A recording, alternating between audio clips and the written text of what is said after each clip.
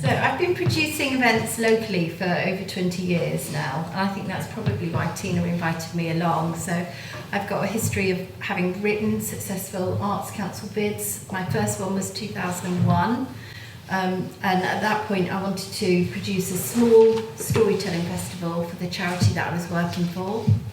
I'd come out of school actually, I'd got an education background and I'd been teaching, and I thought, how am I going to see these fantastic storytellers when I'm no longer in the classroom? So I decided to put on a small festival and bring the storytellers into where I was working, and I thought, will I get 100 people? Maybe, I would have been happy with that.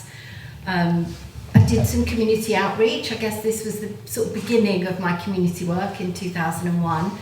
And I'd got a hall space that could accommodate probably about 200 people, and I had 400 people turn up. So I'd been successful with the fundraising, and I'd been successful at getting the audience. I'd also made a commitment at that point about working with diverse artists as well. So I'd been lucky to provide a platform. So I guess I sort of see myself more as an enabler than an artist myself. So I'm very much an event producer. In terms of community, I think having those sort of connections, going out, meeting groups, working with people, inviting people to be part of what you do, not just to come and watch what you do, but to be involved in what you do is key to sort of bringing communities into any event that you're planning.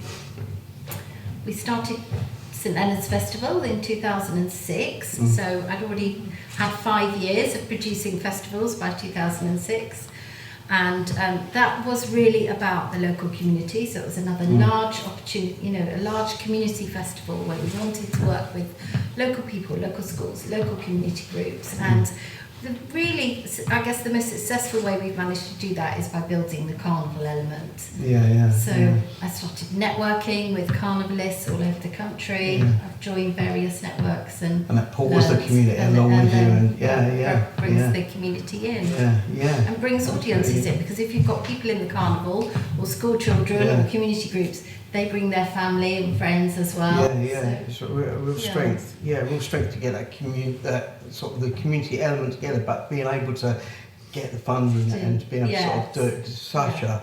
So I'm involved in a lot of that, and it's really, really sort of key to making these things successful. So you touched on diversity there. You've started a diversity library in Bexhill. Tell us a little bit about that. I don't know what you mean by a diversity library. What is that? I think that was named by Tina actually. So we're the Development Education Centre for East Sussex. So we run a library. We're a not-for-profit organisation. So if we make any money when we're delivering events, any profits pretty much go into our library to keep an up-to-date library. For teachers or community could come and borrow books, and the theme is global dimension, so it's diversity and inclusion, sustainable development, environmental responsibility, human rights, social justice, those areas, and really to support local teachers. So I never go out and teach in schools anymore. I do actually still have a teaching career, but what I'm doing is running teacher training to equip teachers and give teachers confidence to teach around, some quite challenging, subjects really. So the library is part of that, is giving the skills and the equipment to teachers.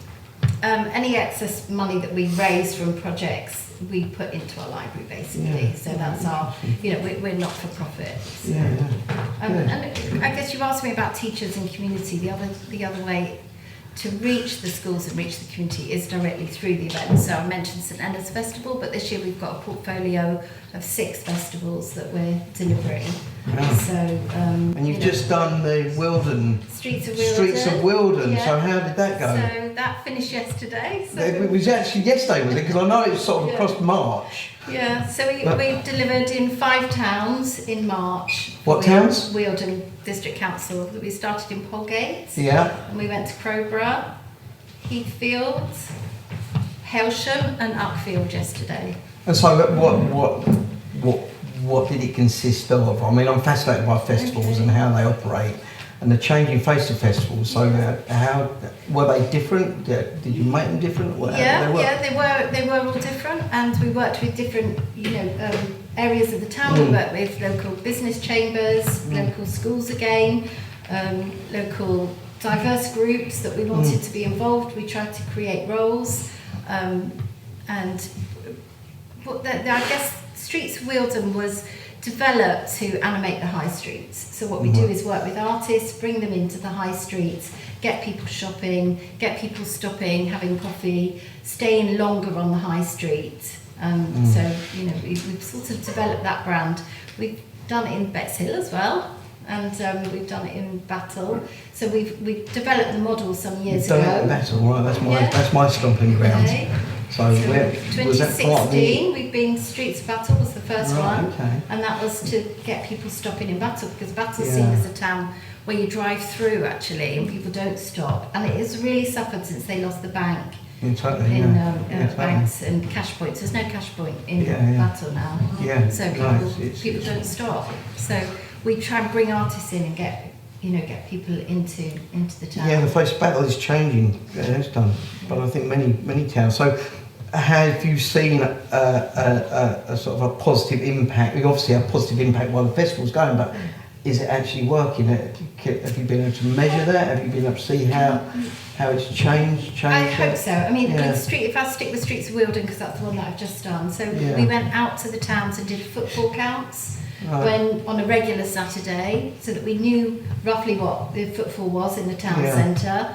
And then within the festival, we repeated the footfall count at exactly the same time to say, well, we think we've increased. In fact, in Hailsham, 4 times the number of people than on the regular Saturday. So we think people have come out.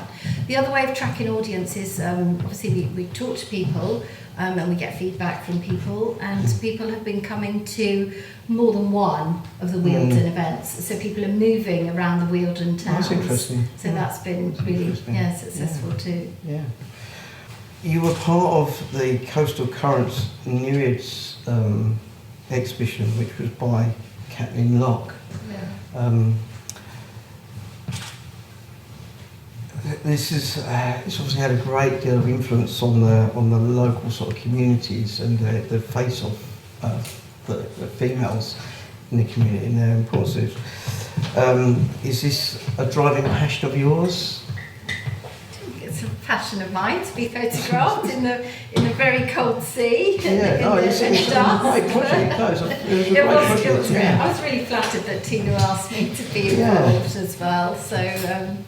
But no, I don't see myself as any sort of goddess. I was really inspired by that. I think they were really beautiful photographs, and I was really inspired by that. Yeah, it was nice to be, called out as a woman, wasn't it? In this week's Hastings Observer, the Andy Hemsley's panel, his column says he's talking about women in Hastings and talks about St Leonard's Festival being produced by women. So that's flattering. No, I thought it was very sensitive and very well sort of portrayed. So what's next for 18 hours? And 18 hours, we haven't really touched on that because it was formerly 36 hours set up with John Knowles. And we used to produce Coastal Currents when we did 36 hours.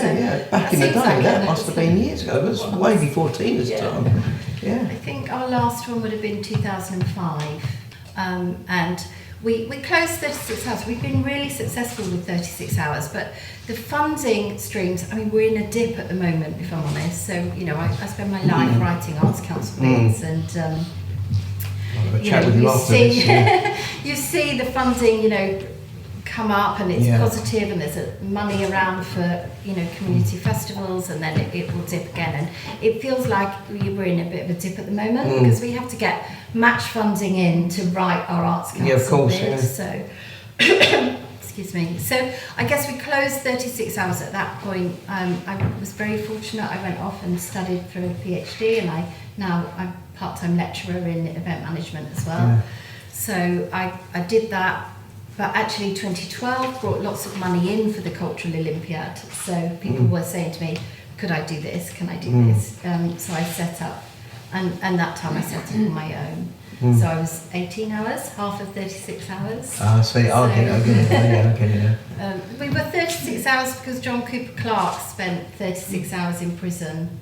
Right. So we just chose from this poem of John Cooper Clarke's 36 hours. And it's quite handy being a number. People remember you actually. Yeah. So, and you're at the top of the list if you're, a guest. So it's been quite smart really, but it wasn't planned like that at all. It was just a poem that we liked and we said. Brilliant. Tell us what's next. I mentioned 6 festivals. Yeah. So Streets of Wealdon was our 3rd this year. So we've had a really busy start to the year.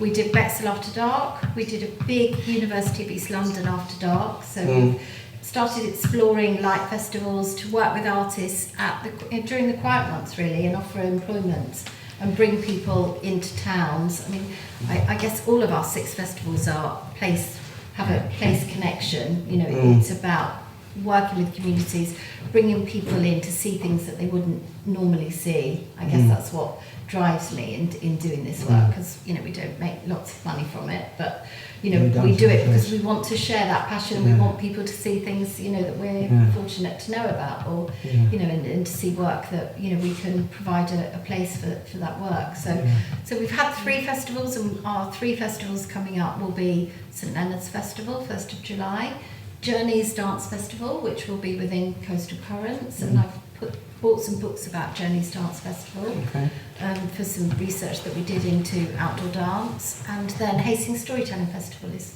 a 9-day festival in October.